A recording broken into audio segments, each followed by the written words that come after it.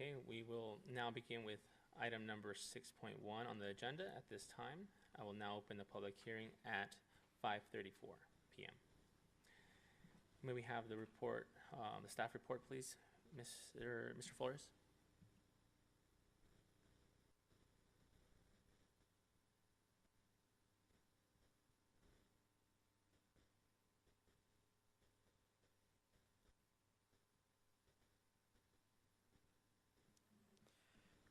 Good evening, Chair, Commissioners, staff, and public. For the record, my name is Adrian Flores, Associate Planner with the Val Gardens Planning Division, and this presentation is to discuss Conditional Use Permit number 2024-064 as it relates to the proposed eating establishment with drive-through services at 6365 Florence Place. The applicant, Kendall Williams, representing Cadence Group, is requesting that the Plan Commission, one, determine the project is categorically exempt based on the common sense categories from the provisions of the California Environmental Quality Act pursuant to state CEQA guidelines 15061, B3 common sense exemption, and section 15303, new construction or conversion of small structures.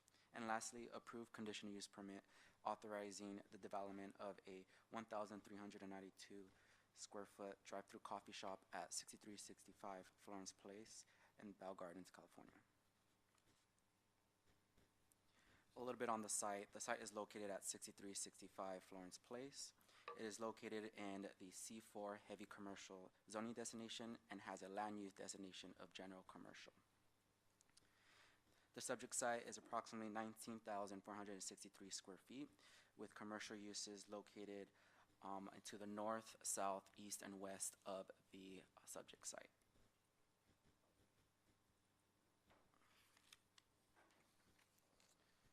The subject site is currently improved with a one-story 3,064 square foot commercial building and parking lot for Eva's Cookery, a Mexican restaurant. The existing restaurant proposes to cease operations prior to the issuance of a demolition permit. The applicant proposes to construct a 1,392 square foot building with a 500 square foot covered patio area, improve the off-street parking area, and install new landscaping at the subject site to accommodate the proposed new coffee shop with drive-through services. Access to the site can be found through egress and egress access via Garfield Avenue. In addition, the project proposes a total of 10 off-street vehicle parking spaces, consisting of 2 off-street ADA compliant spaces and 5 electric vehicle charging capable spaces, 2 bicycle racks to serve a total of 4 bicycles, a new loading zone, new trash enclosure, and a 500 square foot covered patio consisting of 12 non-fixed seats and 3 tables.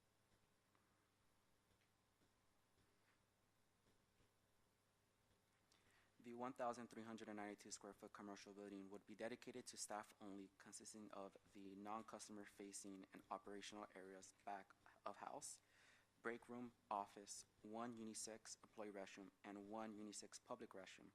Both restrooms will be compliant with the Americans with Disabilities Act.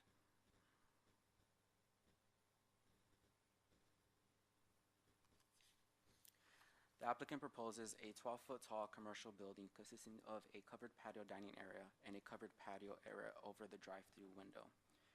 A 6-foot high, 8-inch high screening enclosure is proposed to screen the roof-mounted equipment, and the building is designed in a contemporary design.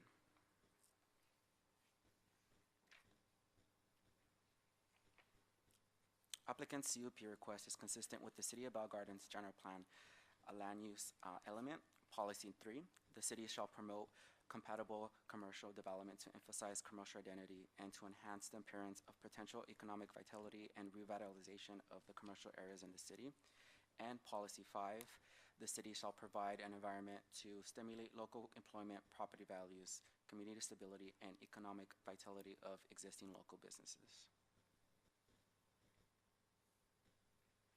Additionally, the proposed 1,392 square foot commercial building would provide for conditionally approved drive-through services to be consistent with the development standards contained in Val Gardens Municipal Code Chapter 9.12 Commercial Zones.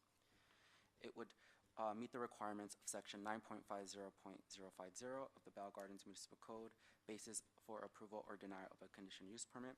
And lastly, the project is consistent with the Bell Gardens general plan.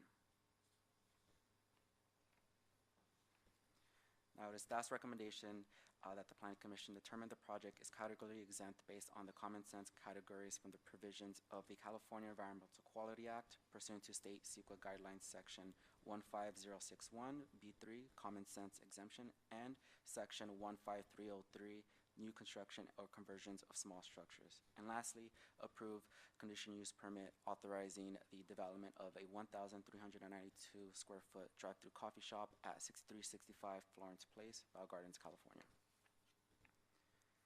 The applicant is present this evening and would like to share, the applicant is present this evening for any questions you may have, as well as staff and city attorneys. Thank you. At this time, if the applicant would like to come to the podium to address the Planning Commission, they may do so.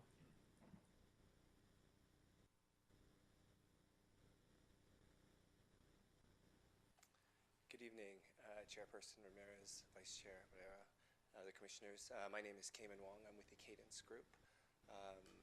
We've enjoyed working with staff for the last few months preparing this application for you, and very excited about being part of the community.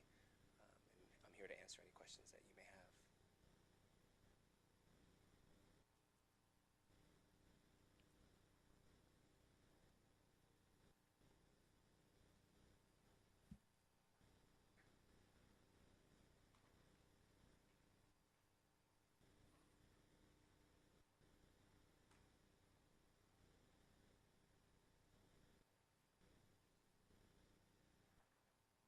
Sure. If that's all you have for comments as of right now.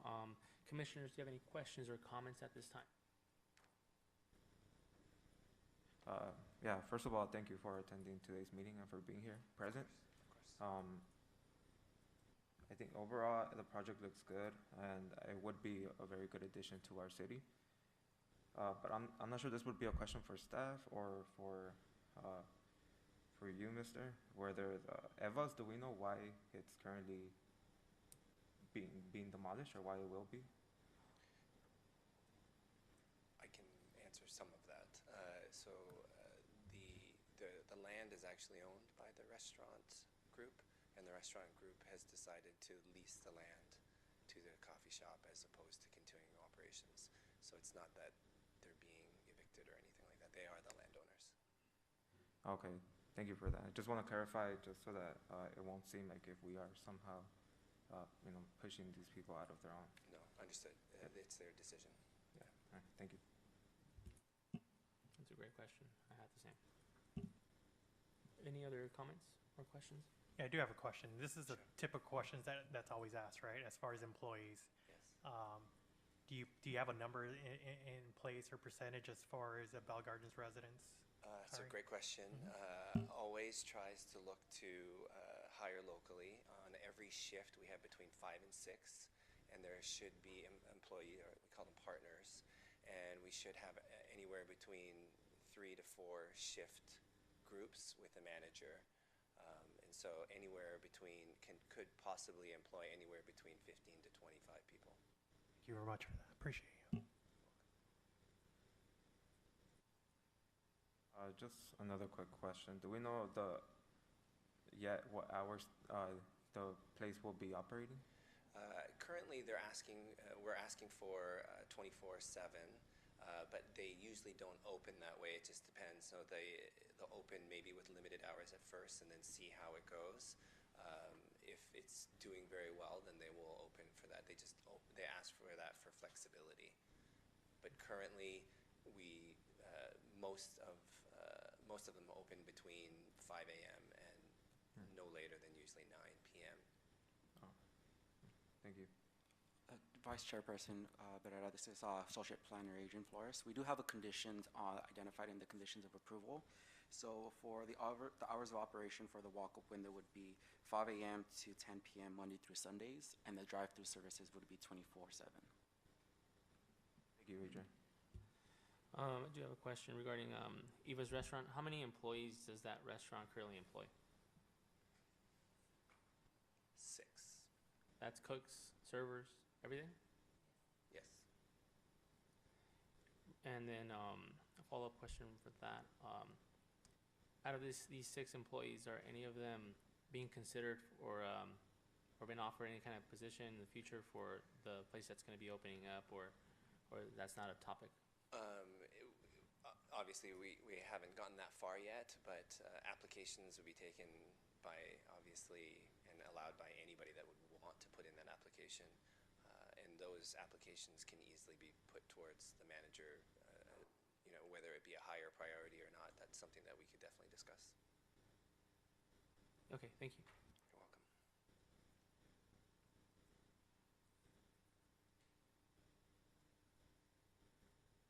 Any other questions or comments?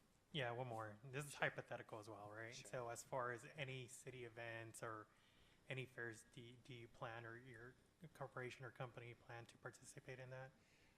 It's a good question. Being part of the community is always important. The event space that you could utilize in this particular case would be the patio. And the managers are always, district managers and area managers are always looking to be part of that community. So it is definitely something that would be considered or encouraged. Thank you very much. If that concludes the questions or comments, we will now open public comment for this item. Secretary, please announce the instructions for public participation. The members of the public will now have an opportunity to speak on the public hearing item number 6.1. Please state your name for the record before addressing your comments to the members of the Planning Commission. Each speaker's written comments are limited to 3 minutes. Callers wishing to make a comment may do so at this time by dialing *9 from your phone. When instructed, dial *6 to unmute yourself. Individuals joining us to the Zoom app may request to make a comment by using the raise hand feature on Zoom and select the unmute or microphone icon when instructed. We will begin to hear from the members of the public that are physically present in the council chambers. If you haven't done so already, please submit your comment cards now.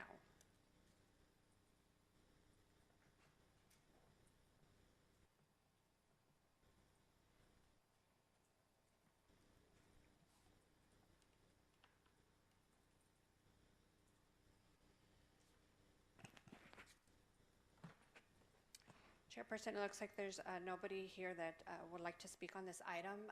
I can go ahead and see if there's anybody in the chat line that would like to speak on this item. If so, you can go ahead and press *6 to unmute yourself if there's anyone in the chat line wishing to speak on this item.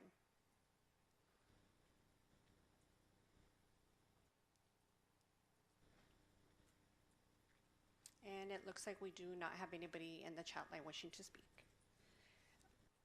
And also for the record, I did want to mention that we did receive one written comment pertaining to this item, and it was distributed to the planning commissioners.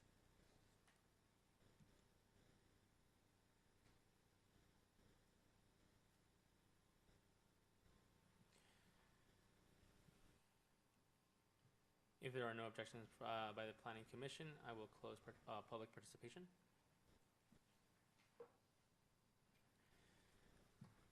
If there's no additional questions or comments by Planning Commission, I will close the public hearing at 5:48 p.m. May I have a motion to approve staff's recommendation as noted in the staff report and presentation? I'll first a motion. You can just say motion to approve. Motion to approve. I second that.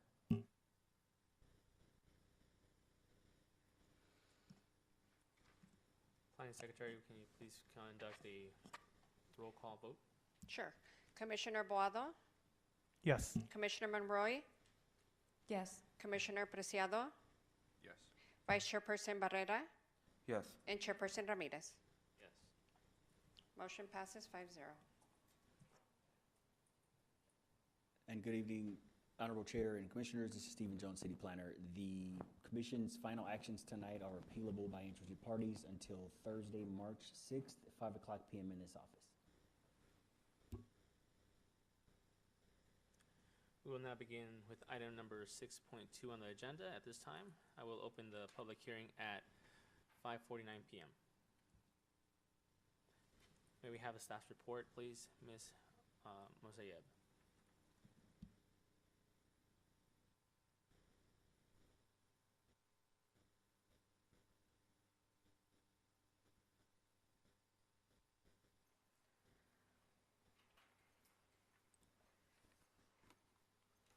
Good evening, Chair, Commissioners, fellow staff, and public. For the record, my name is Mona Mosayeb, Associate Planner with the Bell Gardens Planning Division, and this presentation is to discuss Conditional Use Permit and Development Agreement 2024-048 as it relates to the City and the Department of Cannabis Control storefront retail license request at 6638 Eastern Avenue.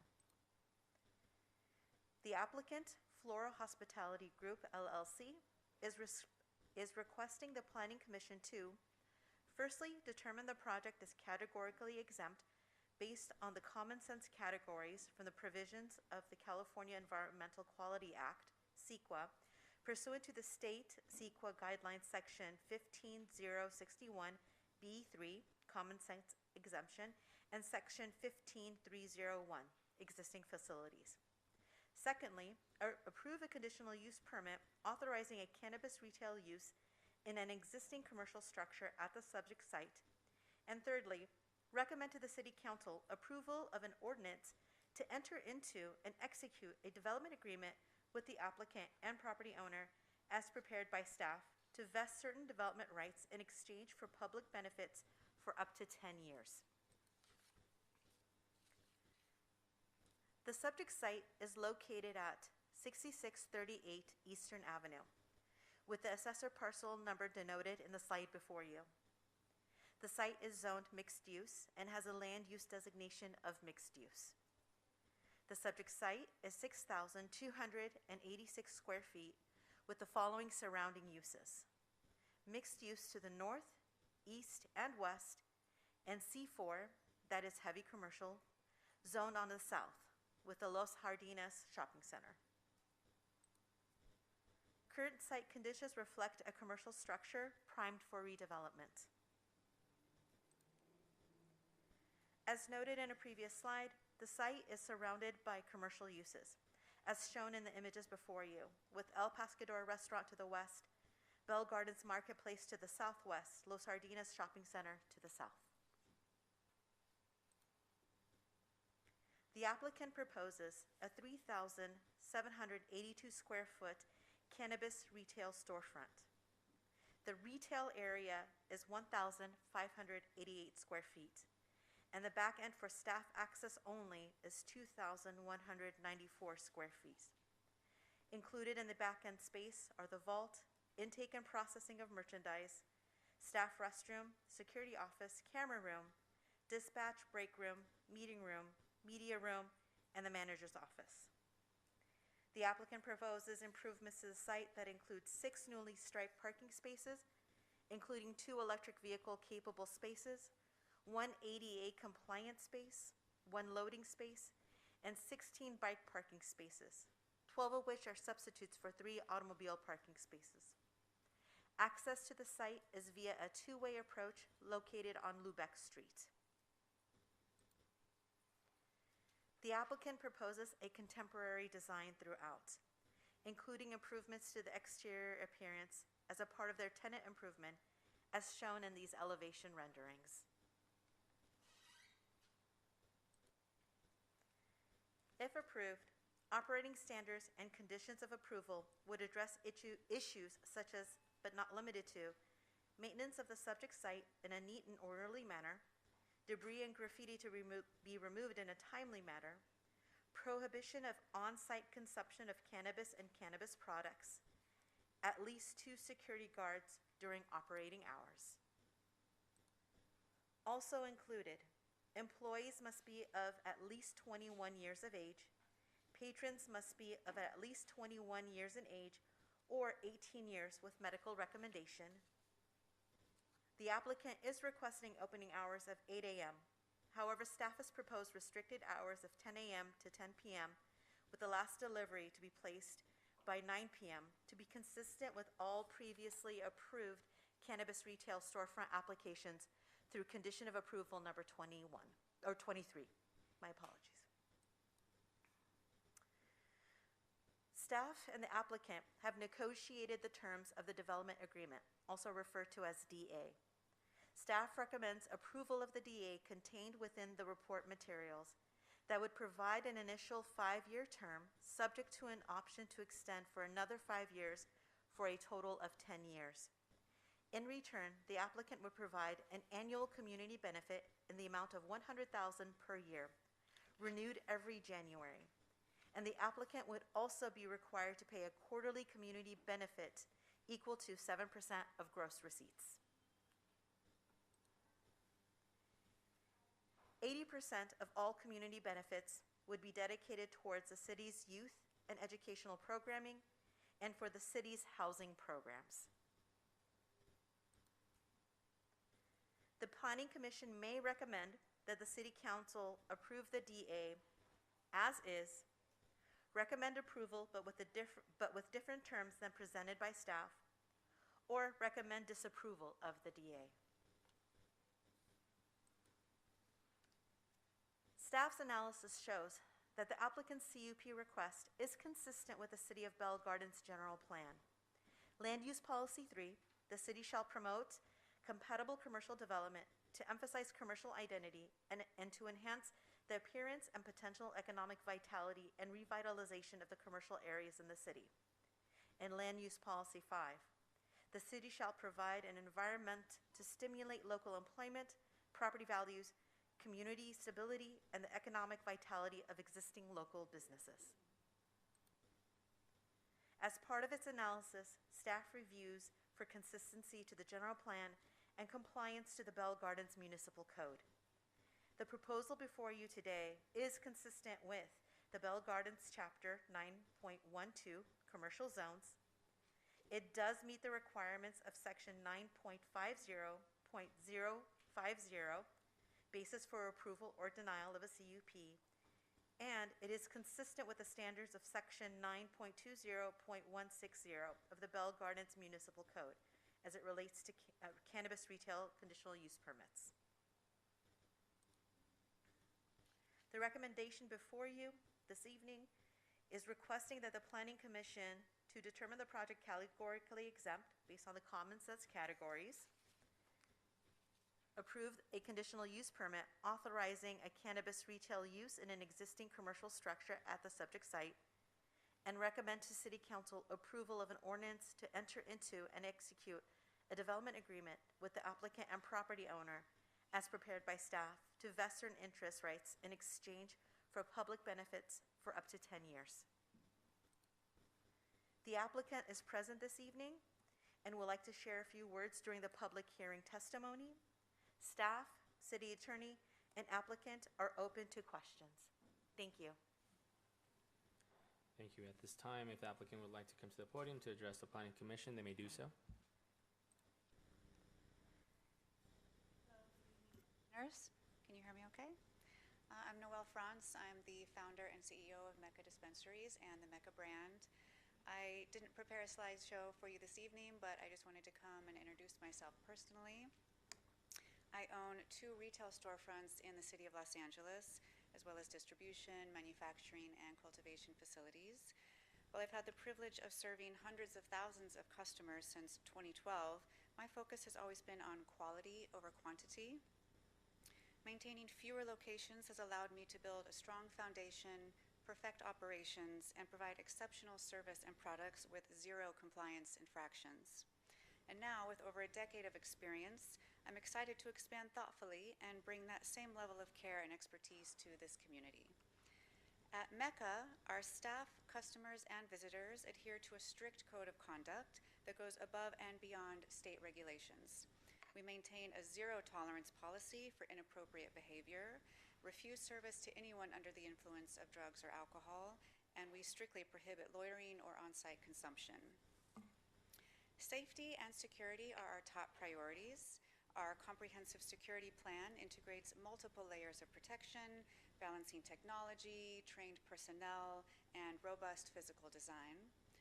Licensed and armed guards monitor the premises, they manage entry points, and respond to incidents. Our staff is trained in security protocols such as recognizing suspicious behavior, handling emergencies, and ensuring regulatory compliance. Our back office is restricted with limited access, and cash pickups are conducted 2 to 3 times per week at varying times. The store is equipped with intrusion and motion sensors, panic buttons, and 24-hour high-definition surveillance cameras with 90-day storage. We've also worked with law enforcement to provide exterior camera footage that helps reduce and deter crime, and we have proudly supported the Los Angeles Police Foundation. Our physical design elements include controlled entry points, lighting, parking lot fencing, bollards, and reinforced walls and doors with tamper-proof materials. The store layout maximizes visibility and minimizes blind spots. Customers are personally accompanied from entry to exit, providing both personalized service and an added layer of security. Mecca is committed to being a proactive community partner. We work alongside local residents and businesses to enhance public safety, cleaning up graffiti, picking up trash, removing weeds, and even assisting elderly customers to their vehicles. We also use state-of-the-art odor mitigation systems and ensure all prepackaged products are sealed. Our typical customer is not what you'd expect. 42% are between 30 to 45 years old, 18% are 46 to 60, 10% are 61 to 75, and 2% are over 76. Each store has a designated neighborhood liaison with posted contact information, and most days you will find me personally there interacting with customers. And we even have letters of recommendation from our local Los Angeles Neighborhood Council. We anticipate creating 20 to 30 new jobs, with the vast majority hired directly from the city of Bell Gardens. Currently, 63% of our workforce is Hispanic, with 71% in upper management currently. We work with the United Food and Commercial Workers Union and have a signed labor peace agreement. Our employees receive benefits, a living wage, and ongoing training on product knowledge, dosage, and customer service. Upon CUP approval, we will implement bilingual community outreach efforts, including job fairs, mailers, open houses. These efforts will focus on cannabis education, providing residents with the opportunity to learn more about the industry and its benefits. We offer a wide range of products, including low THC and non-psychoactive options, such as balms, topicals, sugar-free gummies, providing natural alternatives for managing conditions like insomnia, nerve pain, and muscle discomfort, options we believe will be well received by your residents. Mecca will also serve as an anchor for economic activity. Our customers will support local businesses like gas stations, restaurants, retail outlets, contributing to city tax revenues. We are committed to collaborating with local businesses through joint promotions and charitable partnerships. As a mother of 2 young boys, I inherently understand the sensitivity surrounding our business. I am committed to operating responsibly, adhering to strict state marketing and packaging guidelines that prohibit targeting children. Mecca also maintains a subtle, non-intrusive aesthetic and utilizes age gating for all digital marketing efforts. I recognize that cannabis can be a sensitive topic in Bell Gardens, but I welcome the opportunity to change that perception. I am dedicated to being a model operator, prioritizing the safety and well-being of our community, customers, and staff, and it is for all of these reasons that I respectfully request CUP approval. Thank you. I can take any questions. I do have one question. Sure. And it's regarding with the time as far as opening. I think you're Yes. requesting 8 compared Yes. to what's recommended 10 a.m. Yes. What's the reason for that? Well, the state allows 6 a.m., but I really don't want to miss out on that commuter morning traffic. I think the city would benefit from it as well, and especially at that location in particular, I feel like we're close to the 710. We're going to get a lot of commuters, and if we miss that window, customers will either go to another dispensary or they'll come back at rush hour, and in that area at 5 o'clock, the traffic, I don't know the residents would appreciate that. Thank you. Thank you.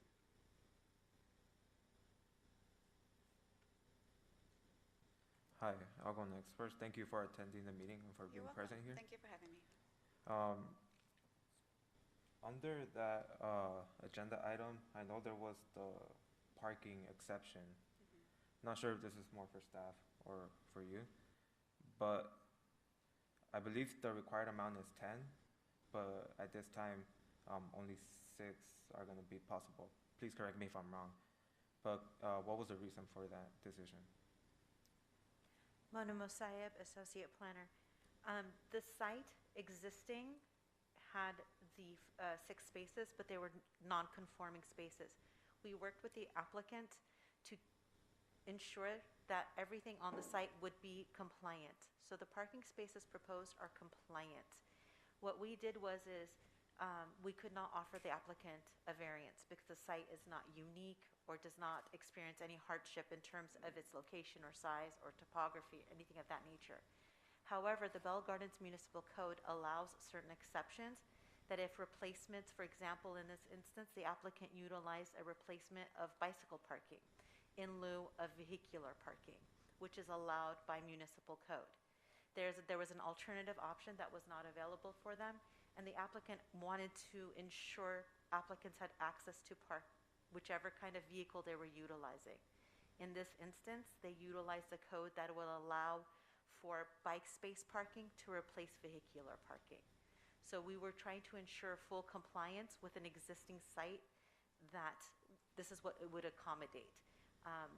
And the applicant is actually making these improvements without even us requesting this of them. Thank you. I do have a question as well. What are the methods of authenticating ID at your stores? Well, we have an inventory team, and they follow the track and trace system that we are guided by the state for doing so. We barcode everything. Sorry, I was referring to the customers themselves. Oh, there's an ID scanner everywhere. You cannot enter the premises without being checked in. One more question. Yeah. Are your other mega stores in similar neighborhoods / communities to Bell Gardens? They are. I'm pretty familiar with having to change the stigma and the neighborhood and the residents. So yes, I'm used to going and introducing myself to the neighbors, and then once we're there and they realize we're actually improving the neighborhood, they're happy to have us. Thank you. I have a couple of questions. You referenced the jobs as living wage jobs. What are the rates as to which you start your employees? Depending on their experience, usually 18 to 21. And are Per these going hour. to be union jobs? Yes. Well, if they opt in, if they would like to do so.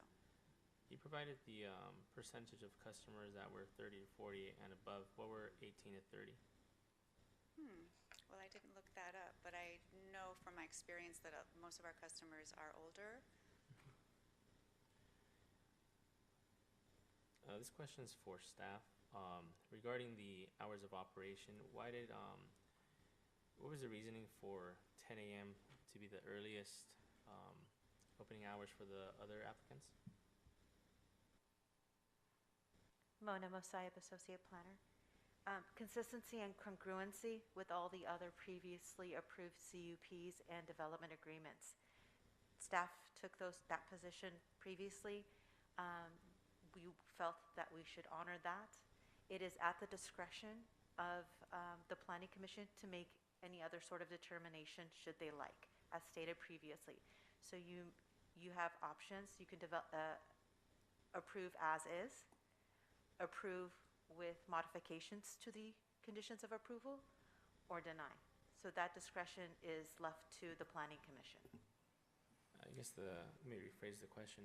The question was more along the lines of prior to the first applicant being approved with certain parameters, the decision to do 10 in the morning, what was it based off of? Prior to the first applicant saying, hey, we're going to do from 10 in the morning. We're going to have our based off city of we attorney. don't want students to walk to school and seeing this business open. Is that some of the reasoning, or what was the reasoning? Paloma McAvoy with the City Attorney's Office.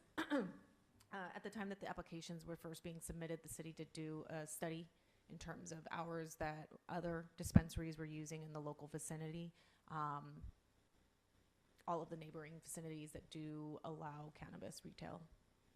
And so this, although there are some differences, this was fairly similar to what we're seeing in terms of trends in other jurisdictions. In Los Angeles, it's 6 a.m. Thank you. Any other questions by the commissioners or comments? Yeah, I have one more question. So I saw ordinance number 952. It states Flora Hospitality Group and the James N. Tate III Trust. So, yes, what is the purpose behind having like a family trust behind the ordinance? Go ahead, Paloma. Paloma McAvoy with the City Attorney's Office. So the trust is the landowner in this particular instance, and Flora Hospitality Group is the applicant. Thank you for that clarification.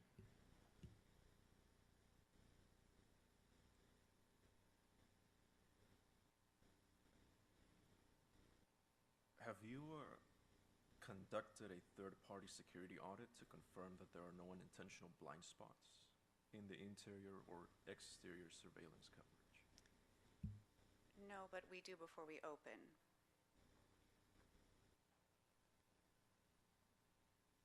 We have a team that we always use for every location that will come in, test the cameras.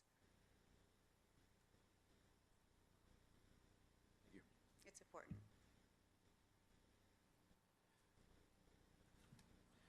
One more question. I know that near that area we have, I believe it's Marlowe Park. Are we sure that it's outside of the radius from the 600 feet that is required? Mona Mosaib, Associate Planner.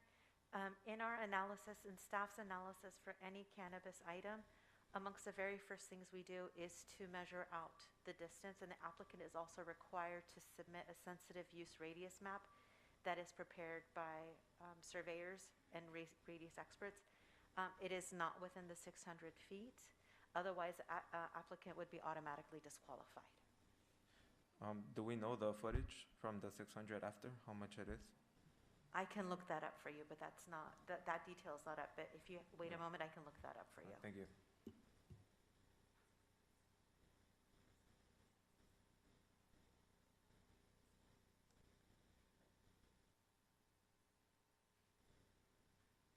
And just to clarify, question for staff, an as-is vote would vote towards keeping the standard of 10 in the morning opening time, correct? Correct. Thank you.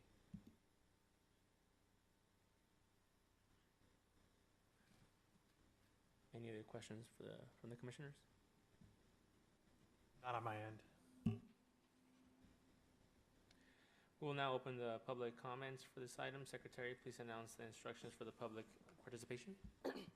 The members of the public will now have an opportunity to speak on public hearing item number 6.2.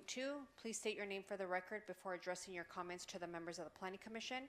Each speaker and written comments are limited to 3 minutes. Callers wishing to make a comment may do so at this time by dialing *9 from your phone. When instructed, dial *6 to unmute yourself. Individuals joining us through the Zoom app may request to make a comment by using the raise hand feature on Zoom and select the unmute or microphone icon when instructed. We will begin to hear from members of the public that are physically present in the council chambers. If you haven't done so already, please submit your comment cards now.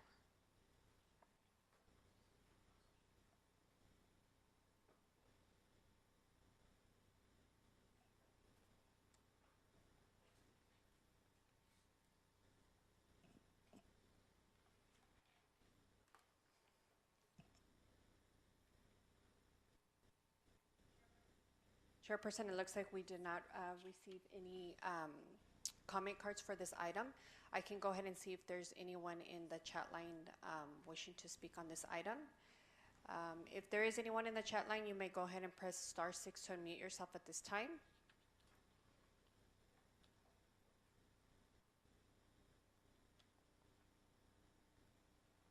And it doesn't look like we have anyone in the chat line wishing to speak on this item.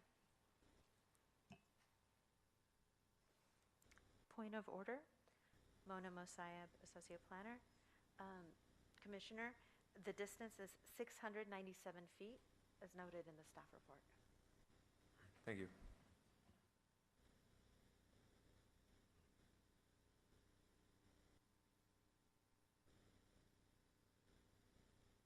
Commissioner Barrera, if I could also raise Paloma McAvoy with City Attorney's Office. When the applicants do apply, the city requires a radius map of 600 feet from the site as well as 1,500 feet. So that's to allow the city to get kind of a better idea of what is going on beyond the 600-foot buffering. Thank you. If there are no objections to the Planning Commission, I will close public participation. Lloyd, if you'd have any words for us pertaining to this item? Hi, Lloyd Pilchin, City Attorney. Since we have some new planning commissioners with us tonight, I just thought I'd give a quick explanation of what a development agreement is and what a conditional use permit is, because you'll see these coming up in other items. So the conditional use permit, that's a very common permit that comes before the Planning Commission. The coffee shop item that we had before, that was a conditional use permit. The main finding for a conditional use permit, it's all about compatibility with surrounding uses. So commercial zone might allow a restaurant, but it might be a noisy restaurant and there may be a quiet neighborhood right behind it. You might find that a noisy like nightclub, even though it's allowed by zoning, you might find that it doesn't deserve a conditional use permit approval because of compatibility. Okay, that's what a CUP is. A development agreement is a very unique animal. It's a contract, and it can only be approved, it can be approved only by the City Council. So on that item, you'll notice that the recommended motion is to recommend approval to the City Council. After here, it will go to the City Council. The contract, the development agreement, allows for negotiated terms between the city and the applicant. So in this case, the applicant is giving community benefits. The planning staff described that it's monetary payments. Most businesses don't make monetary payments to the city, like the coffee shop. They don't make monetary payments. But with a development agreement, you can negotiate that. And what does the applicant get? They're getting 10 years, which is a good long time for an entitlement. So it's a negotiation, and like I say, it's with this side of the CUP is up for approval by the Planning Commission, but the development agreement will merely be a recommendation. Thank you. I do have one thing, and I don't know if you could cover that, as far as, because there's a miscommunication as well with folks as far as they feel that the Planning Commission is the one that approves the number of dispensaries. Could you actually touch on that a little bit? Paloma McAvoy with the City Attorney's Office. So the way that Bell Gardens ordinance is written, there's not a cap on the number of dispensaries. As Mr. Pilchin explained, it's a conditional use permit, and the Planning Commission has to come up with certain findings.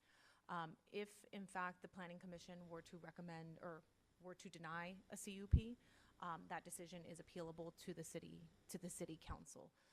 However, if the city Planning Commission wanted to deny it, the process would be to instruct staff and city attorney to come back with a resolution denying the CUP, and also recommending disapproval of the DA.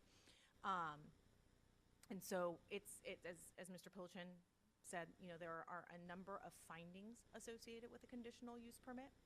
And so staff's recommendation tonight is to approve it based on those findings. However, if in your own independent judgment you have rationale to recommend denial, the city Planning Commission is able to provide us with that direction. Similarly, as the applicant requested a longer, earlier starting time to be able to open and operate, the Planning Commission has the option to stay with staff's recommendation and keep the hours as is, or alternatively recommend or approve the CUP and recommend approval of the DA with those altered hours. Appreciate you. Thank you very much. Just because it seems like it comes up all the time. Like I know the answer to it, but so residents and others could actually. Sure. No, Yeah, absolutely. thanks. I know it's a complicated process. Thank so. you. Paloma, can you also touch on the maximum 7 regulatory permits? Yes. So the additional question, so as we discussed the CUP, there are certain findings that need to be made. In addition, all cannabis retail operators need to get a business regulatory permit. That's a process that's overseen by the police department. And after the initial ordinance was approved, it was amended by the city council to permit a maximum of 7 permits to be pulled. So in all reality, and thank you for pointing that out, Mr. Romo, in all reality, there would only be a maximum of 7 dispensaries within the city right now. For those of you who are new, there are 4 applicants that have been approved, meaning there's only 3 more potential applicants that could be approved and obtain a CUP. However, I'm sorry, business regulatory permit.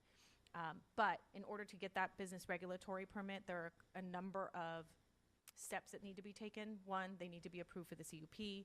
2, they need to execute the development agreement, and then go to get their business regulatory permit.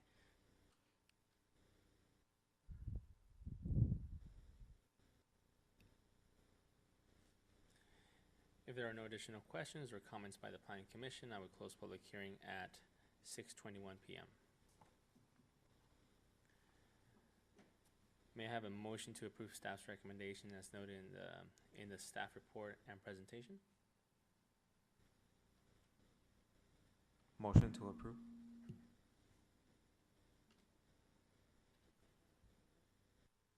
I second that motion.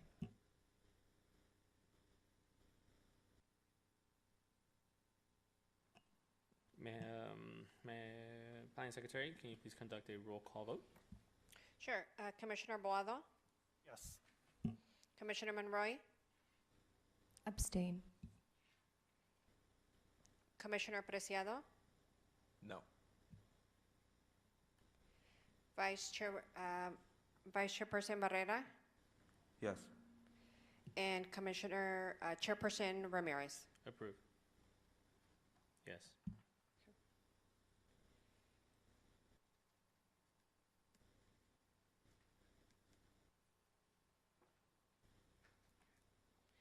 And motion passes. Motion passed. Yes, motion passes. We will now begin with item number 6.3 on the agenda at this time. I will open the public hearing at 6:22 p.m. May we have a staff report, please, Mr. Flores?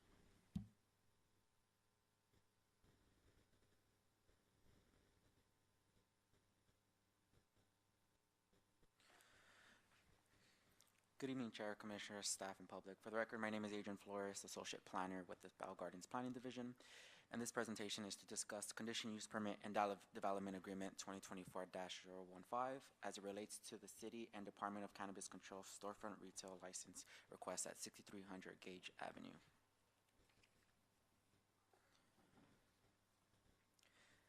The applicant, Bell Gardens ZG Associates LLC, also known as Zen Garden, is requesting that the Plan Commission determine the project is category exempt based on the common sense categories from the provisions of the California Environmental Quality Act pursuant to State CEQA Guidelines Section 15061, B3 Common Sense Exemption, and Section 15301 Existing Facilities, and approve conditional use permit authorizing a cannabis retail use in an existing commercial structure at the subject site. And lastly, recommend to the City Council approval of an ordinance to enter and execute a development agreement with the applicant and property owner as prepared by staff to vest certain development rights in exchange for public benefits for up to 10 years. Now, a little bit on the site is located at 6300 Gage Avenue. It is zoned mixed use and has a land use designation of mixed use. The subject site is approximately 11,410 square feet in size. Now, located north of the subject site is the City of Commerce. And located to the west of the subject site is R3, heavy density residential zone. Located to the east and south is Zone OS, Open Space and Parks Zone, where nurseries are located. The subject site is currently improved with a one-story, 2,572 square foot commercial building with 2 commercial units. Unit A is approximately 1,060 square feet and is occupied by an existing food market. Unit B is approximately 1,512 square feet, and according to the city business license records, it was occupied by a self-service laundry business from 2002 until August 2018 and is now currently vacant. Current site conditions show structures prime for revitalization.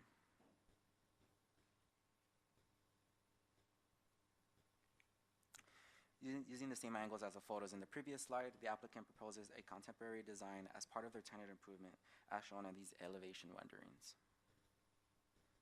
They will also be improving the food market adjacent to the proposed cannabis retail storefront.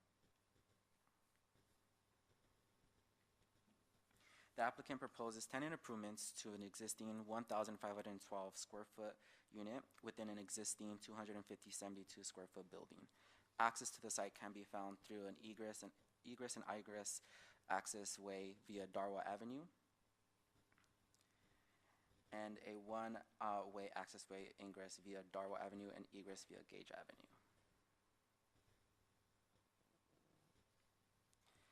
In addition, the project proposes a new parking lot layout inclusive of a total of 6 new parking stalls, including 1 ADA compliant space, 2 electric vehicle charging capable spaces, 8 bicycle parking spaces, and a new loading space.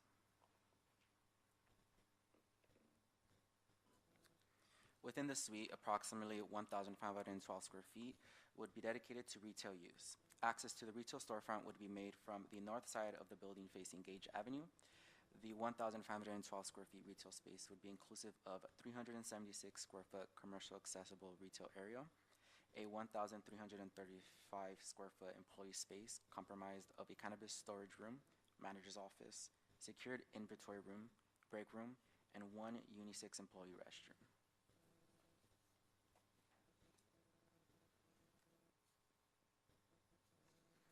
If approved, conditions of approval would address issues such as, but not limited to, operation and maintenance of the site, security, age restriction, and hours of operations.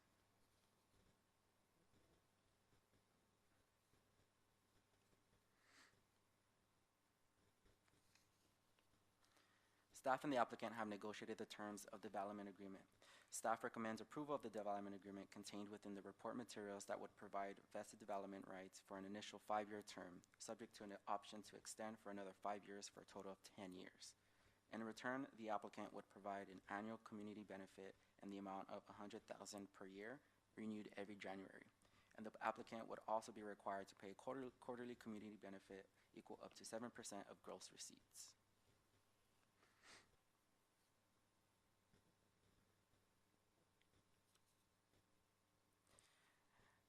Proposed development agreement dedications would dedicate 80% of all community benefits towards the city's youth, educational programming, and for the city's housing programs.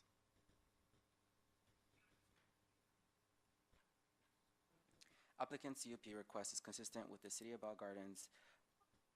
Oh, sorry. Oh, goodness. And then I just said, hey, I thought I'm going to have a piece. And then I just said, maybe. The Planning Commission may recommend that the City Council approve the DA, 1, as is, 2, recommend approval but with a different quarterly community benefit rate, and or provide recommendations on other terms, or recommend disapproval of the DA. Applicant CUP request is consistent with the City of Bell Gardens General Plan's Land Use Element Policy 3 and 5. Policy 3 focus on the city shall promote compatible commercial development to emphasize commercial identity and to enhance the appearance and potential economic vitality and revitalization of the commercial areas in the city. Land Use Policy 5, the city shall provide an environment to stimulate local employment, property values, community stability, and economic vitality of existing local businesses. Additionally, the project meets the requirements in Section 9.50.050 of the Bell Gardens Municipal Code, basis for approval or denial of a conditional use permit. And the project meets the requirements of Section 9.20.160 of the Bell Gardens Municipal Code, cannabis retail conditional use.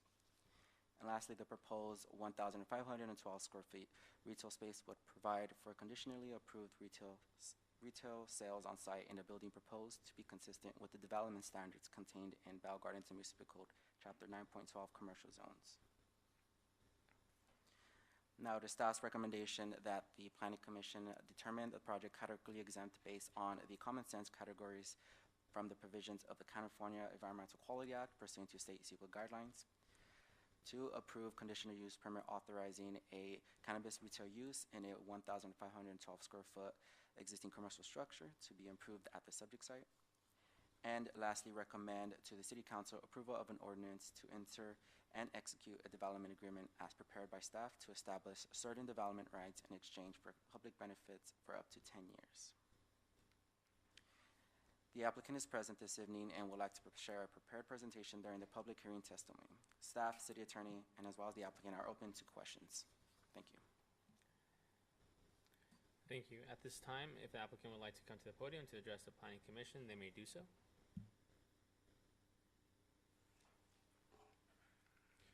Good evening, staff and commissioners, and congratulations, Carlos Barrera and Commissioner Ernesto, for getting chosen today.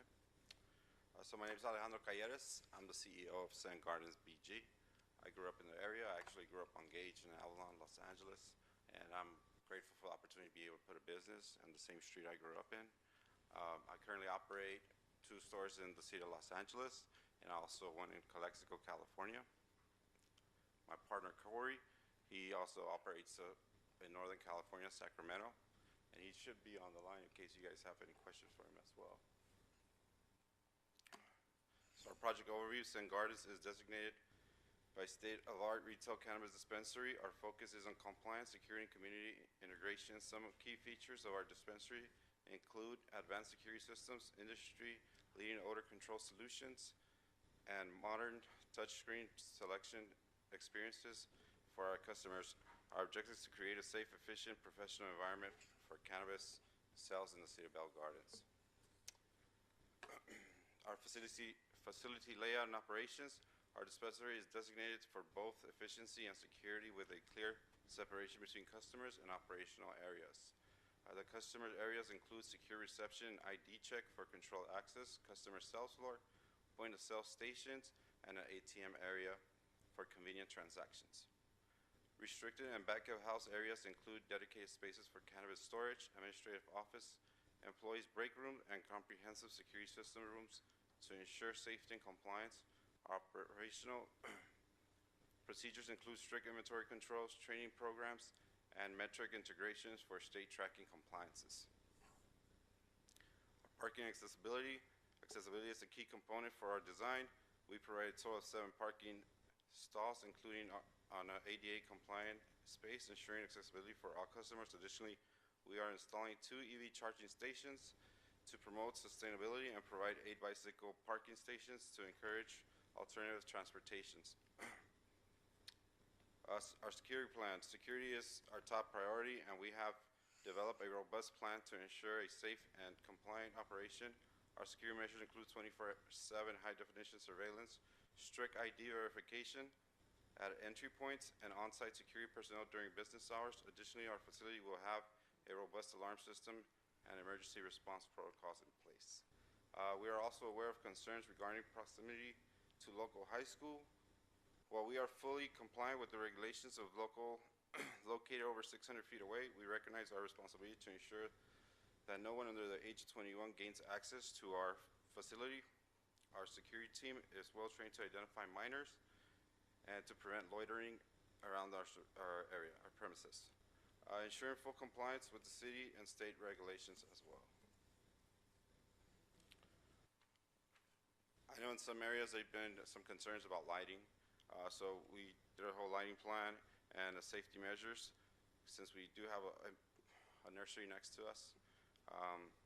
To further enhance our security, our facility will be feature exterior lighting and exterior LED lighting for improved visibility. Security lights will be installed at all access points at parking lot. Pedestrian walkways will be well lit and deter any unwanted activity. We are committed to meeting or exceeding city lighting standards to ensure a safe environment for both customers and the surrounding community.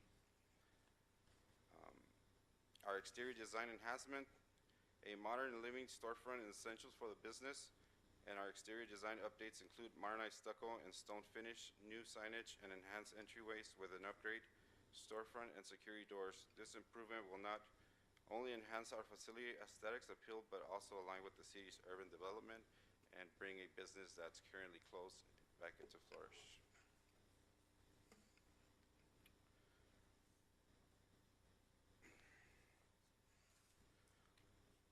Our commitment to compliance and community engagement is a fundamental part of our business model.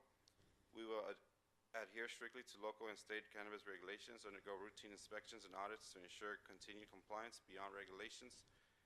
We aim to be a positive force in the City of Bell Gardens community by creating local job opportunities, by prioritizing the hiring of Bell Garden residents. We are committed to supporting youth sports programs by donating $5,000 per year and providing paid volunteer hours to initiatives like Boxing for Kids LA. We drafted the MOU and it's ready to be executed upon us getting the approval. Additionally, we are dedicated to promoting the arts through Southeast Leadership Networks, also within 5,000 annual commitment, participating also in the community volunteer efforts and corporate memberships, including Southeast Los Angeles Kiwanis Club. In conclusion to our project aligns with the city's zoning planning guidelines, and we have taken every necessary step to ensure secure, compliant, and community-friendly operations with comprehensive security, state-of-the-art odor control, and strong, valuable additions to Bell Gardens. Thank you for your time, and we look forward to working with you guys. Any questions? We will now move to commissioner questions or comments. Do any commissioners have any questions or comments? I do, and you kind of mentioned this already, right? But to me, a concern was high school students. Can you elaborate a little bit more as far as what you plan to do? I know you touched on it, but. So when you look at our business, it's just going to have a sign. There's no cannabis signage. You won't see any, you can't see into the business. We protect all that, and we always have security on the outside. So for the most part, if anyone that comes into surrounding areas has to look 21, or else the security won't let them around our parking lot. Got it. And my other question as well, lighting, right? Lighting's important, but Yes. also there was, I remember when we were part of one of the first approvals, lighting was an issue as well, because you have residents that live close by and the lighting could affect them as far as hit their windows when they go to sleep, nuisance as well. So. Yeah, so we sent in a couple of options of the lighting we're going to use. It should be in our plans already, but also our lighting will be pointed down to when it's facing the residential areas.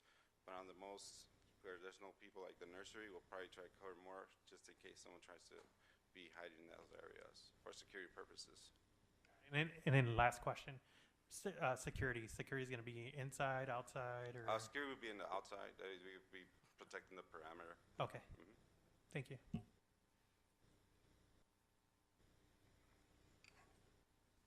How many jobs do you presume to be creating? So for the most part, we're looking into 20 to 30. And same as last time, union jobs as well? We have in certain locations. We also, if the employees would like to, we do make deals with the unions.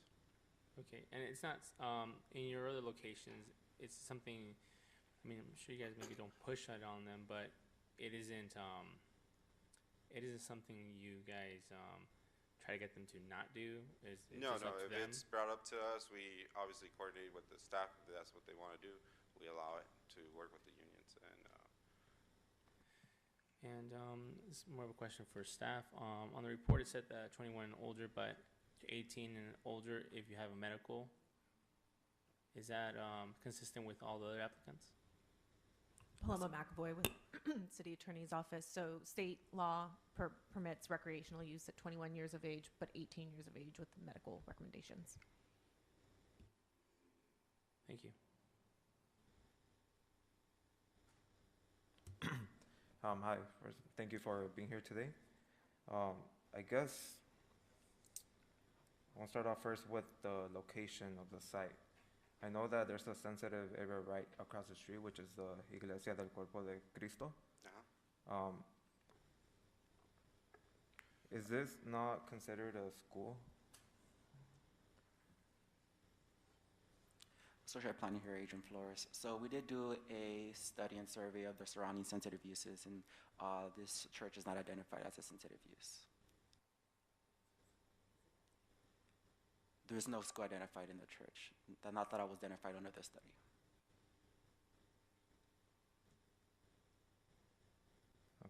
I know it was pointed out that there's, around that area, we do have more sensitive areas, which would be the high school, as you mentioned. We have Cesar Chavez, which is an elementary school. We have another church within the 600-foot radius. And then just all the residential homes around the So store. in one of our locations, we do share the parking lot with a church, and we've been there for 15 years, so we coexist. Obviously, they were against it in the beginning, but now we have worked together for 15 years, share the center parking lot. So with this church, we did also contact them and ask them if they had any questions to call me, anything. No one has reached out at the moment. So we are doing our due diligence to make sure we're good with everyone in our surroundings. Thank you. But I'm just curious to see how the other commissioners feel regarding these sensitive areas around the project site. That's a great question. Sunday school is not considered any type of school, or is that not even, was that question asked, or can we elaborate on that? Paloma McAvoy with City Attorney's Office. So schools have a very specific definition about being regulated by the State Department of Education and offering K through 12 services, so a little different than Sunday school.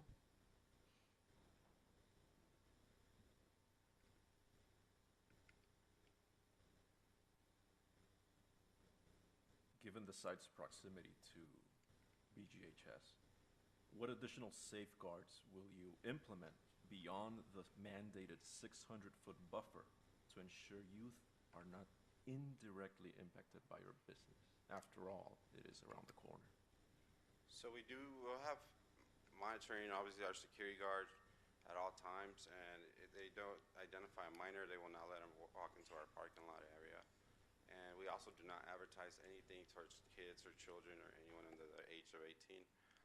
And obviously, when you walk through our business, you're just going to look like any other business. You can't see into the business. You want to be able to see what we sell there. So at any time, we always will do our due diligence. Also, we need to also address certain things that come up during our time. We'll do it as well to prevent that. But for the most part, we've been pretty successful in a lot of other areas where school kids do walk home through there, and they just keep going, and security takes care of it if they ever walk towards our parking lot, towards our place. Make sure you don't get close to the door. How will you guarantee compliance with odor mitigation requirements? And what mechanisms are in place for real-time monitoring and addressing odor complaints from the community? So for the most part, all the product that we have on the stores already comes really packaged, so the odor is very limited on that. But we do still add can filters, activate carbon system as an industry standard, and we put them in the ceiling. And we also add an air changeover system to ensure complete air replacement every 20 minutes. So that will circulate the air within the building, and you will not get any smell. Not even if you walk into a store, you won't be able to smell anything. I have another question, just to make sure. That storefront, there's going to be a liquor there or market still, or? Currently, we haven't. I mean, they're going to stay there. We're just going to fix the whole building for them. If they want to continue operating, I mean, that's on them. But so we know they are going to be there. Okay.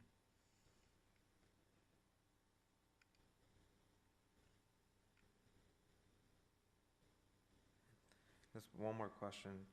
I know you mentioned that one of your previous stores is next to a church, and you've worked with them. But have any of them ever been by two schools or are surrounded by residential areas? Yes. Currently, the one that we have in South Central Los Angeles, it's just right on Normandy on 59th Street, and all that's residential. And there's a school where kids walk through. But again, the outside just has a regular sign like any other business. Kids keep on walking. Our security's outside at all times, so they don't approach the door at all.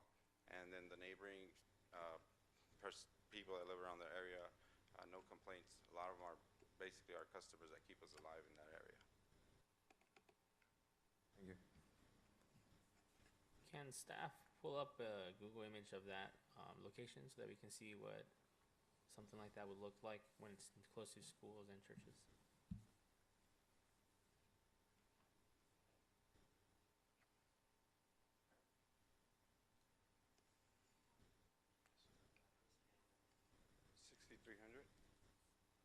Gauge.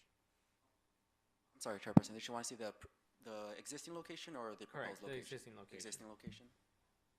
Oh, the one where I'm talking about, it's 5909 Normandy, Los Angeles, California. South Normandy? South Normandy.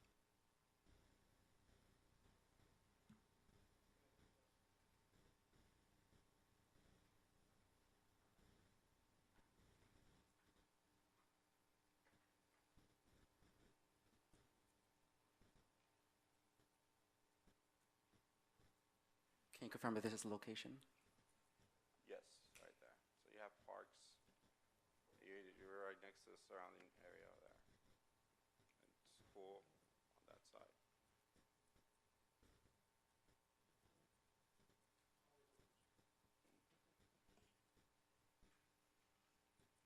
How many security guards will be present during operating Two. hours? 2. One on the inside, one on the outside.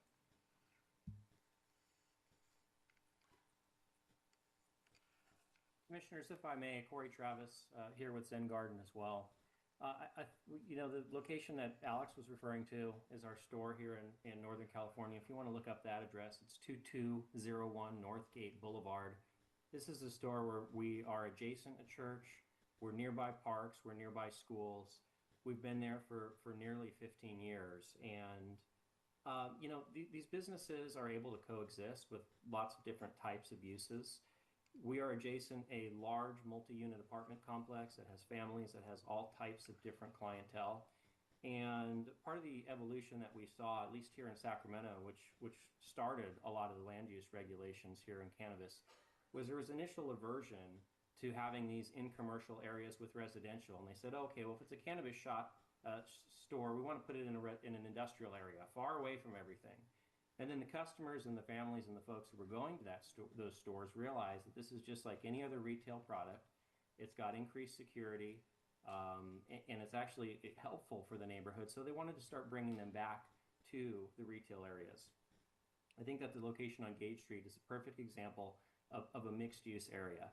Yes, there are things that we're cognizant of. Having a school over 600 feet away, we're aware of it, and for us to coexist in an environment, in an area long term, we need to be aware of the types of customers that we're servicing.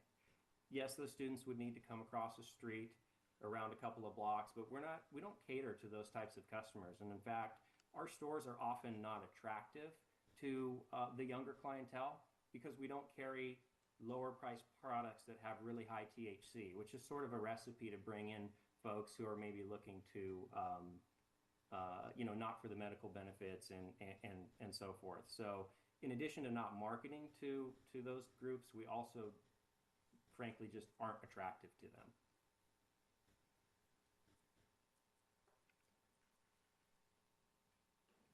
Thank you. Commissioners, any other questions or comments at this time?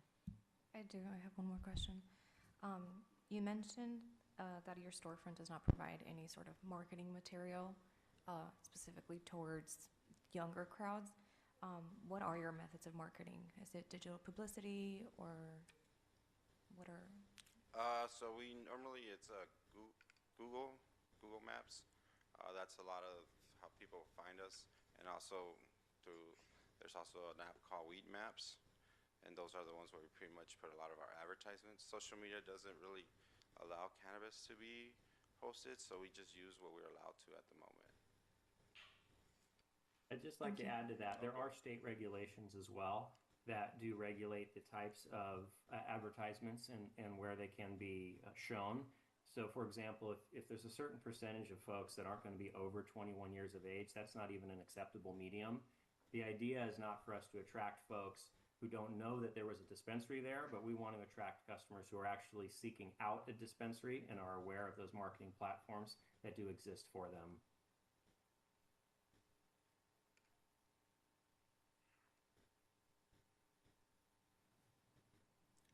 questions from the commissioners or comments? We will now open the public comments for this item. Secretary, please announce the instructions for public participation. The members of the public will now have an opportunity to speak on public hearing item number 6.3.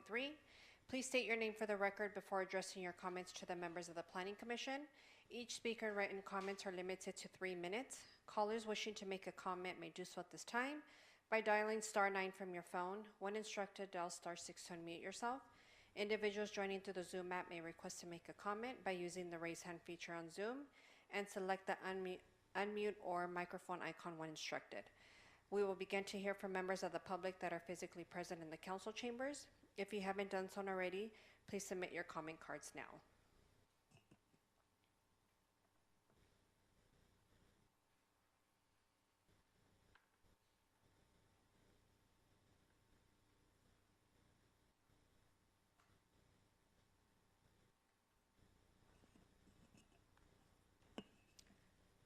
So it looks like we do not have anyone wishing to speak on this item that are physically present here. So we can go ahead and see if there's anyone in the chat line wishing to speak on this item. At this time, if you'd like to speak, you may press *6 to unmute yourself.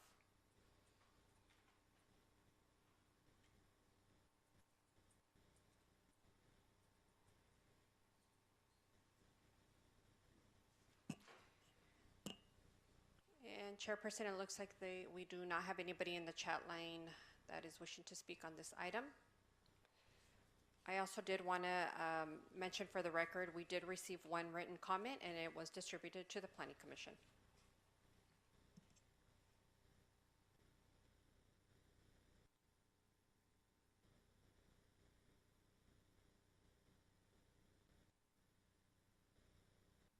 If there's no objection by the Planning Commission, I will close public participation.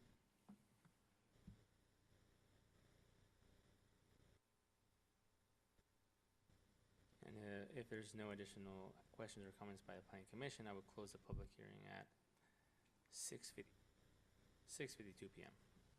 If I may, Chair. So even when a public hearing is closed, commissioners are always free to talk. So you can just ask the chair to be recognized, and if you want to deliberate or say anything to each other, don't worry about the closed public hearing part. I do have a question. Have one more question, and this is for you actually. You mentioned that the number of cannabis permits right now stands at 7. Can that number balloon later on in the future? Currently, the limitation to business, Plum McAvoy with City Attorney's Office. Currently, the municipal code only permits 7 permits. So in order to provide more than that many permits, it would actually require an ordinance change. An ordinance change would come before your commission. Actually, let me correct myself. An ordinance change that deals with business regulatory permits would not actually come to your commission, but it would take a city council action.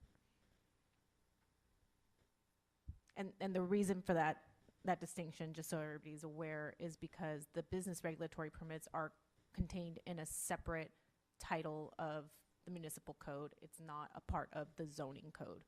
Planning Commission has jurisdiction to make recommendations as it relates to the zoning code, but this is actually in a wholly different part of the municipal code.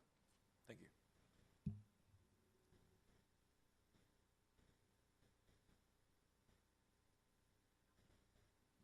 I do have a question for city staff. Basically, the distance between, I think there's another dispensary that was approved on Gage as well. I want to say, was it Steezy? There's 2. Paloma McAvoy with City Attorney's Office. There are currently 2 other operators that have been approved on Gage. And they're almost identical as far as the distance to the high school, or kind of, from what I recall. One of them at least, or to a school. I'm not sure. Okay. Off the top of my head, I'm not sure if staff has a better assessment, but I do believe they're on varying parts of Gage. Got it. I think the one I'm referring to is where the Pizza Hut's at. Yes, Associate Planning here, Adrian Flores. So that one is the previously approved Stizzy location. So that one is not within 600 foot in if any of the high schools or elementary schools. That study was done. I don't have the exact footage, but I could go ahead and get that for you if that's something you would need right now.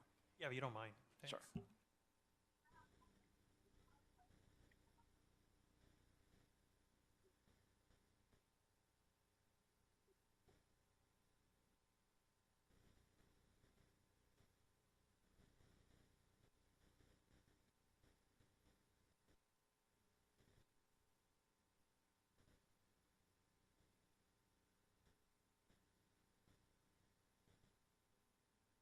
Has a crime impact analysis been conducted in regards to cannabis businesses within this jurisdiction?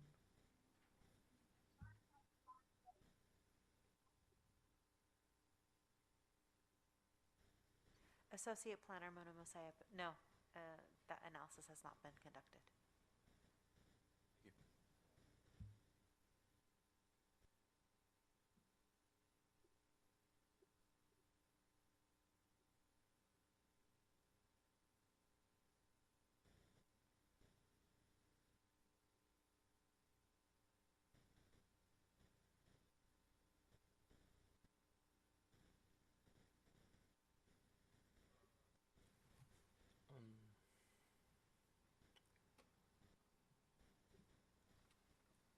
May I take another moment to explain something? So since we were talking about the number of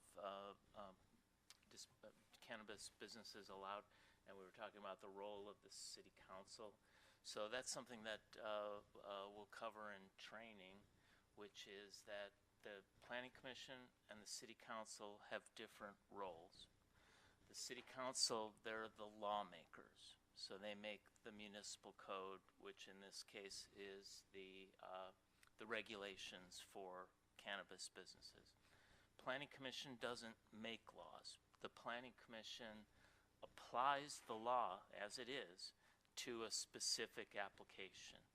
So that's the role here is making the findings for a particular case. Not a big policy question of, should there even be cannabis or that kind of thing. That's for the lawmakers. Thank you.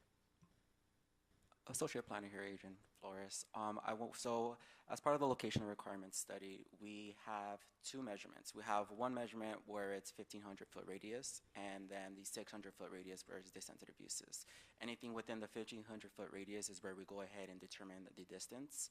So the only sensitive uses that were identified within the 1,500 foot radius from this Stacey location was Marlow Park and Codella Preschool, which is approximately 1,350 feet away.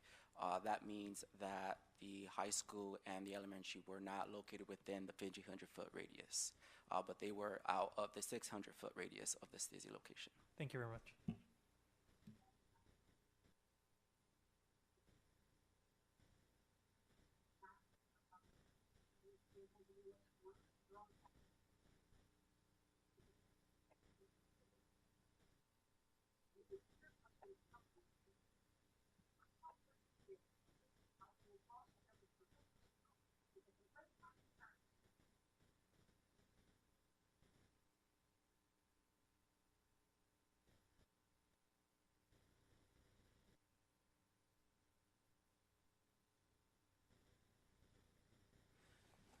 Thank you.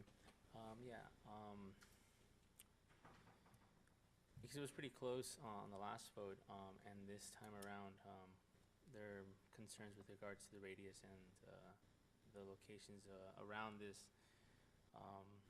new site. I'd like to get some more feedback from the people who abstained as well as denied the last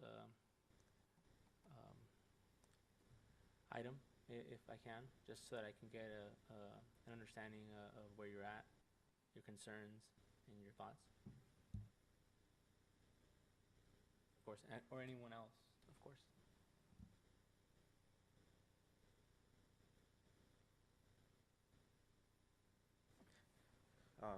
Hi, so for me, it's more about these sensitive areas, right? So we spoke about the iglesia that does the Sunday school.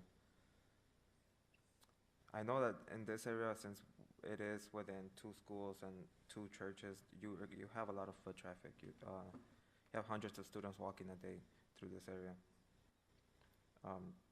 That's just where I am, but I am curious to hear what the other commissioners are also thinking on this.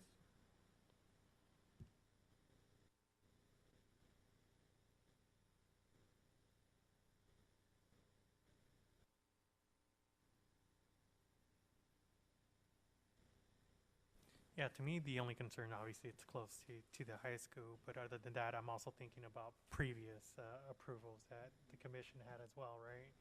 So that's where my head at right now, just thinking of that, the previous approvals we had, and then just this situation right now.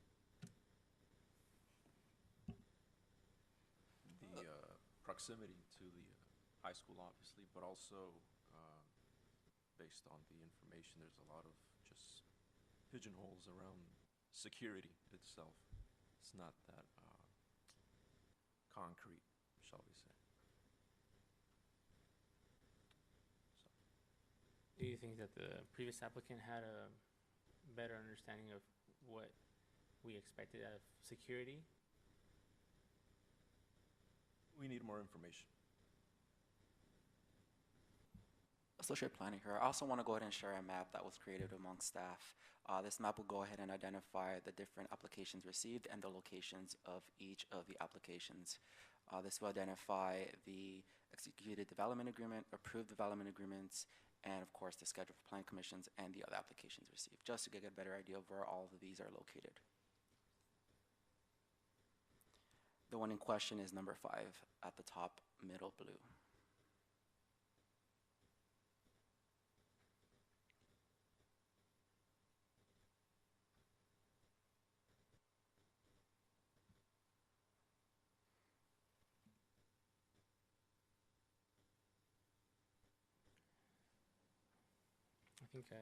I think I understand the concerns of the location. I do think that it's like significantly closer, right? Than the other applicants, as well as you know, the foot traffic that they're gonna get of students in that location. Most students that go to the high school probably walk, you know, towards the, you know, what is it, south, right? Not north. So even though they're not advertising to our, you know, our youth, but you know, in a way, I feel like the location is just really, really traffic, and you know, farming future customers is kind of a concern of mine because of the amount of the radius, really. What do you guys think about just the radius? Well, oh, sorry, just with me too, like, my thing right now is security as well, because you have high school students. I was a high school student myself. Went to Bell Garden, especially that area. It's highly trafficked, and they tend to hang out in those spots. And there is a market in liquor, so I could see them just hanging out right there as well. So that's one of my concerns. But I would have to know more, kind of, Commissioner, sorry, Preciado, how you mentioned as well. Like, I want to know a little bit more about security or a different plan in place. How would they handle a situation if there's students hanging out there, right? Correct. The business can make itself invisible. It can wall itself in.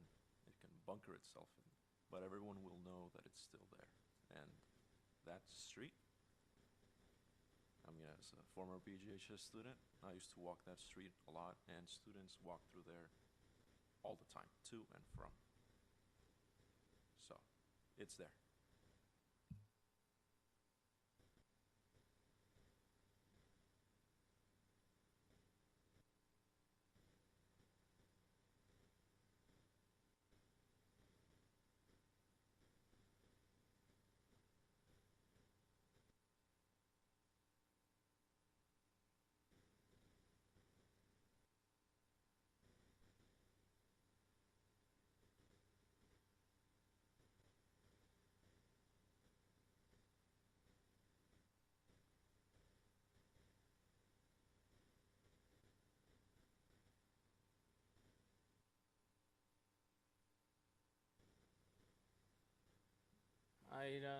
I'd like to motion to direct staff to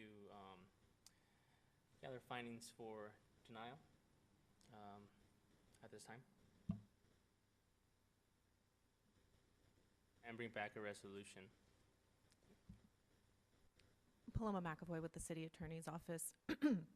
Point of clarification, Chair Ramirez. Would the findings relate to the proximity to the schools and security? Correct.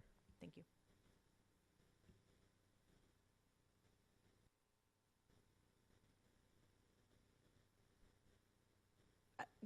Correct. The direction would mean that we would bring back a resolution at the next regularly scheduled planning commission, so for March.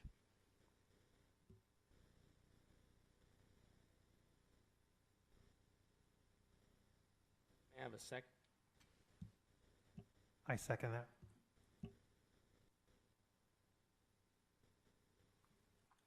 Planning Secretary, will you please conduct a roll call vote? Commissioner Boado, Yes. Commissioner Monroy, Yes. Commissioner Preciado, Yes. Vice Chairperson Barrera, Yes. and Chairperson Ramirez. Yes.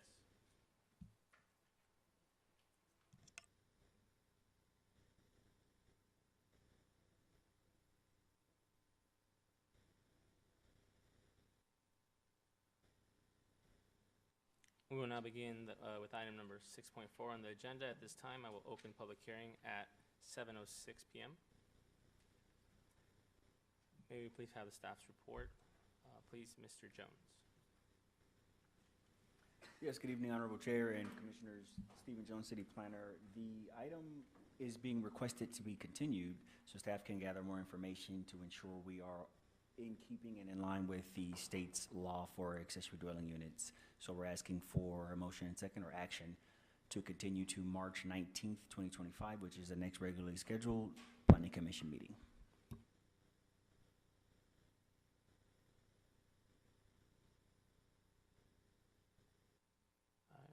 Can I get a motion? Motion to approve?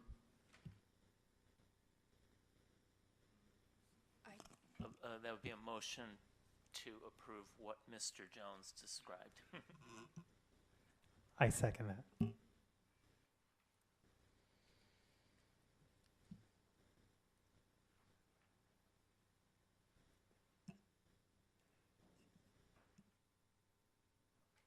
Do we need a, okay, I can go ahead and take a roll call. So that would be Commissioner Boado, Yes. Commissioner Monroy, Yes. Commissioner Preciado, Yes. and Vice Chairperson Barrera, Yes. and Chairperson Ramirez. Yes.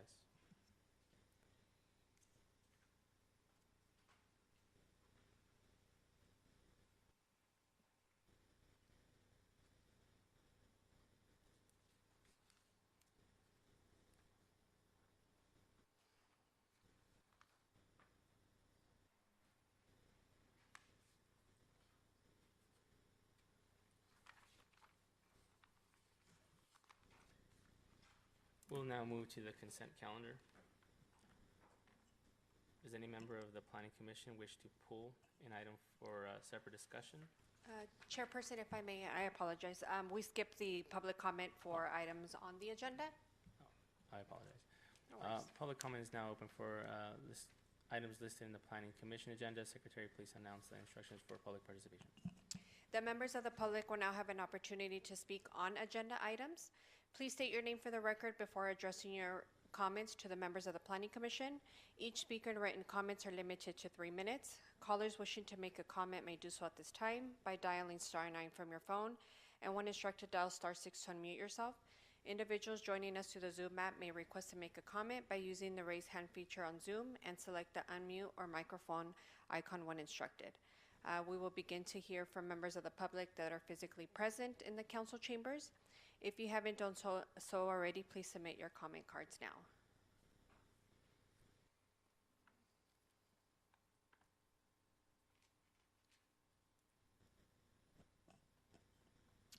Seeing no comments, I will go ahead and see if there is anyone in the chat line wishing to speak on any items on the agenda. If so, you may go ahead and unmute yourself. Press *6 to unmute yourself. It It looks like we do have someone in the chat line, and I will go ahead and let them in. Hello, can you hear us? Yes, hi. My name is Ana Castillo, and I actually do have a concern for the area.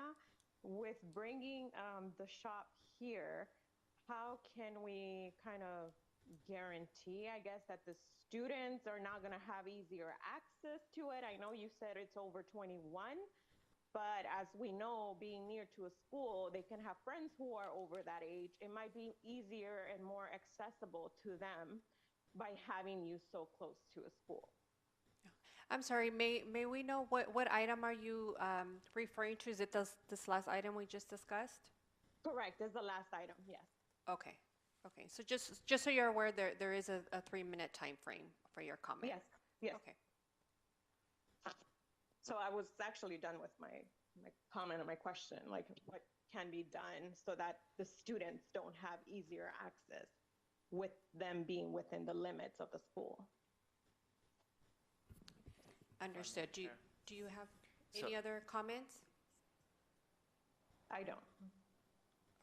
Okay, ma'am, during this time, we can only accept comments. We cannot answer any questions. Okay, thanks. Thank you for your comment.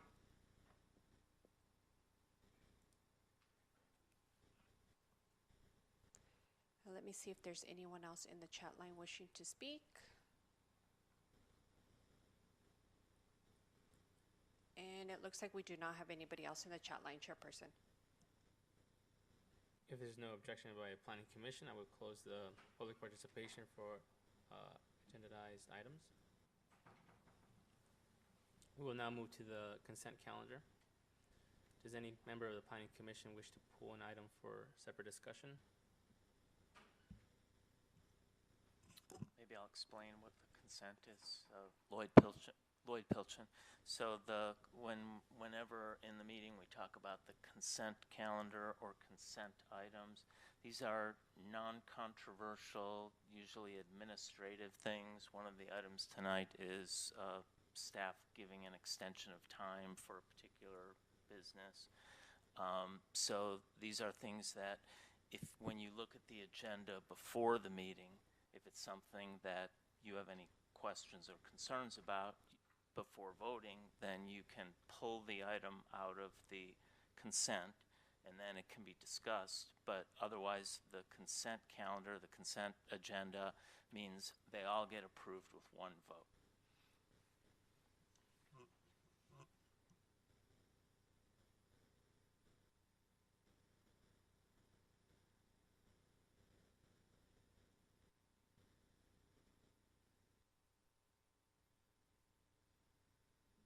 I'm going to motion to approve items number 8.1 through 8.4.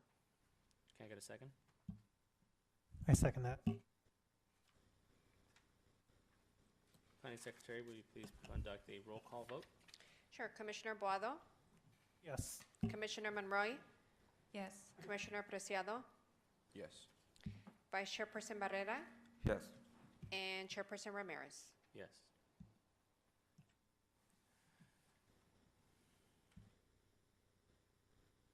Update on ordinance amendment, amending Title 9 zoning and planning regulation to extend public noticing of zoning ordinance and amendments from 10 to 20 days in compliance with new state law.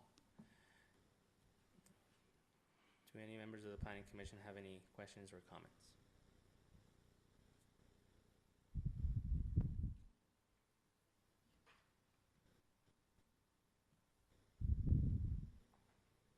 May I have a motion to approve staff's recommendations as noted in the staff report?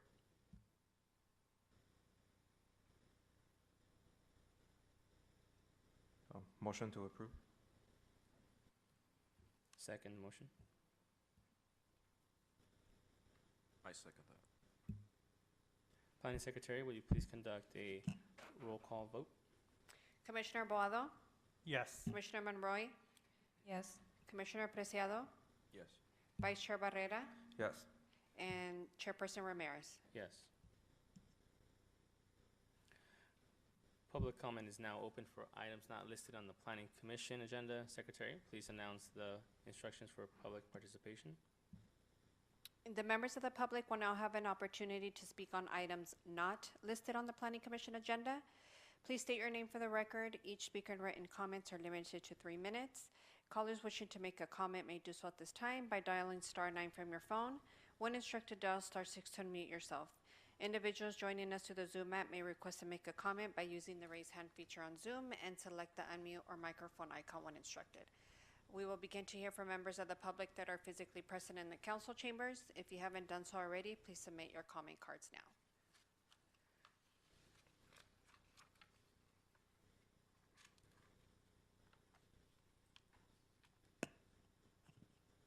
Looks like there are no comments.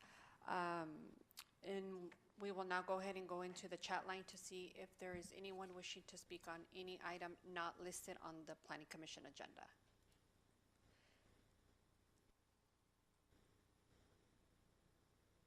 And it looks like we do not have anybody in the chat line, Chairperson. If there's no objection by the Planning Commission, I will close the public comments for non-agenda items.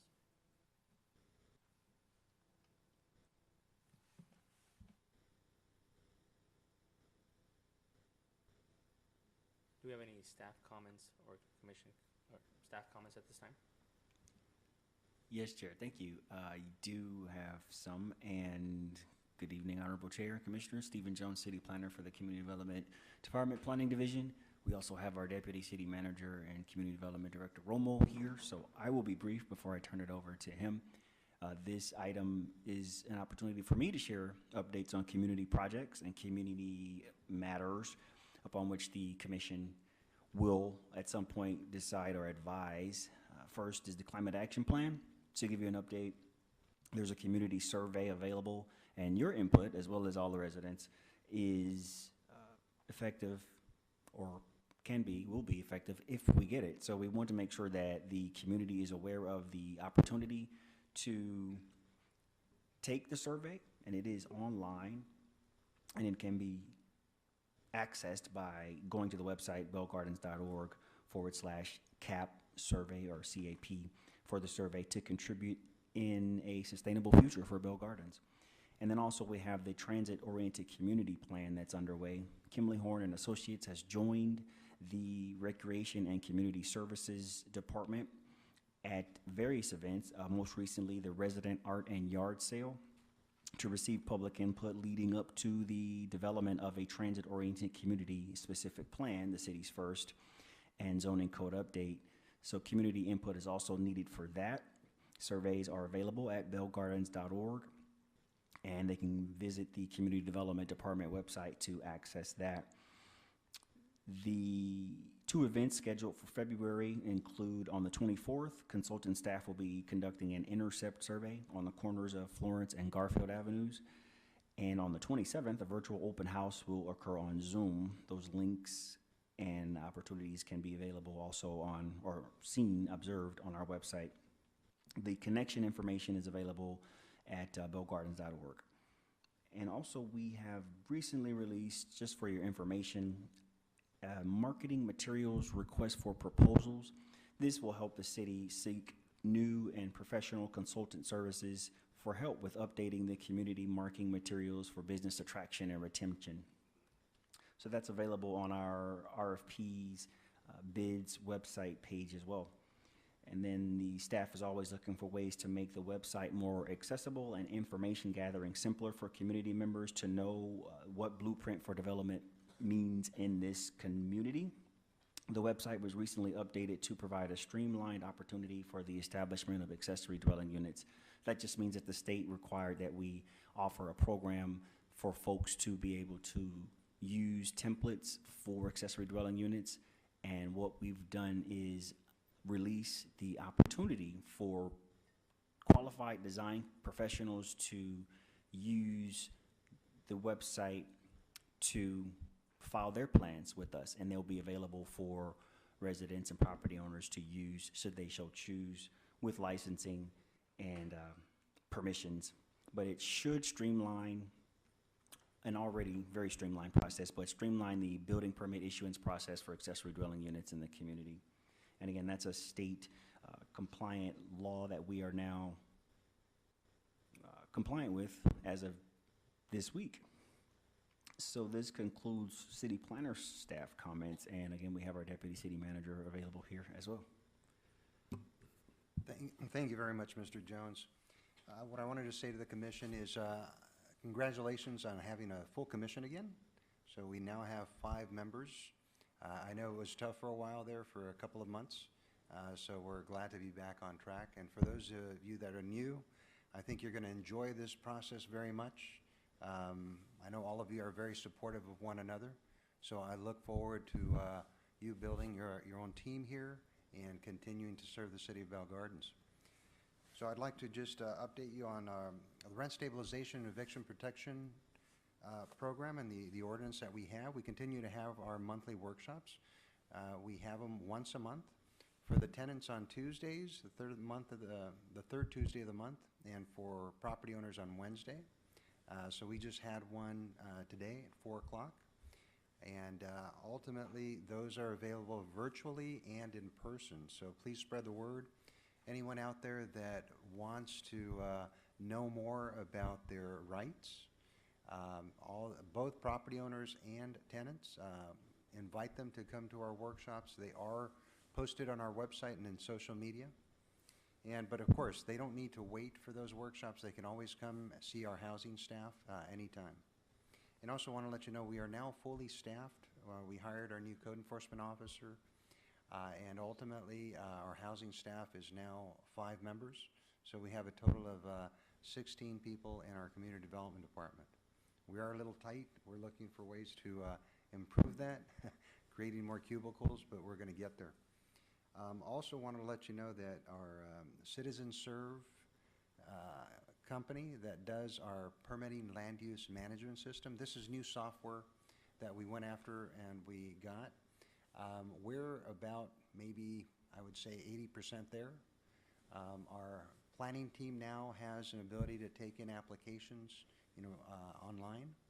And we're also working with our housing department with all rental registration being done online. The last divisions that we're going to be doing is the building division and our code enforcement division. A little bit tougher because we also need to get the hardware for it. But again, we're about 80% there. Hopefully by the end of this year, it will be fully automated. So any developer, any resident out there that wants to do things through the community development department can do it online as opposed to having to come in physically. But again, the option is always there to come in physically.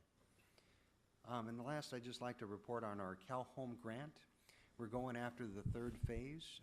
As you're aware, the city received over the last 5 years 2 grants for first-time homeowner assistance and also for existing homeowner rehab.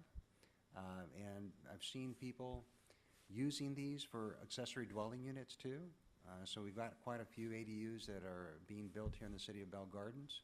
So we encourage you to tell your neighbors that we have this program available to take advantage of it. I know it's a little tough with the inventory out there. Not a lot of houses for sale. And those that are for sale, people are paying $1 million for. But again, the money's there, and we don't want to have to give this money back. So if people can come in and go after these homes, and they're available for mobile homes as well, for townhomes. Doesn't have to be a single-family home. So please spread the word, and we'll help you through the process too. And that's all I had. Thank you. I do have a question with the last thing you mentioned, because it was pointed out to me. What's the minimum income in order to qualify? There is a set criteria that you have to be at. I don't know the actual qualifications because it's all on a case-by-case basis. Got it. And also it depends on the cost of the home. The maximum that you can purchase right now is $650,000. What we're going to be working on is increasing that price because you can't get much for $650,000 here in Bell Gardens. Got it. So, yes. And for rehab, the same thing. There's probably an There requirement. is. There's a level that you cannot go above, but it also depends on your household. It's different for a family of 2 than it is for a family of 5, for instance. Got it. Thank you. You're welcome. Commissioner comments? I guess I could kick it off first. So first of all, congratulations. Chair Commissioner Ramirez and Vice Chair Barrera, and also want to welcome the new commissioners. Kind of proud of our meeting today. I didn't know what to expect. These are tough sometimes, right? But we acted like professionals. Not only we treated each other like professionals, the city staff, but also most importantly the public out there. So that's a win to me. And also I always say the same thing. I'm thankful for the city staff for all the work that they do. And in this case, I don't think I've said this before, but I truly mean that to the attorneys. Thank you for all your guidance, because you save us all the time, all the time. And we don't thank you enough, so thank you both. Yeah, I do want to thank each one of you commissioners and vice chair for the opportunity. It's a privilege to be able to work with all of you and represent our city and look out for it in the best way that we can. I hope we can facilitate each other and engaging in conversation on these difficult sometimes topics. And I look forward to working with you. Thank you. Yeah, I already gave a brief intro about myself at the beginning, but I'm happy that I got to see everybody here today, and thank to everybody who showed up today, to staff and to legal as well. Also, I know it wasn't mentioned, but in March we do have the 5K marathon as well. That's happening. I'll be participating. I'll try to run, but hope to see more faces out there participating. Thank you. Thank you, staff. Any other comments this time? No. If there is no objection by the members, I will now adjourn the regular Planning Commission meeting at 7:26 p.m.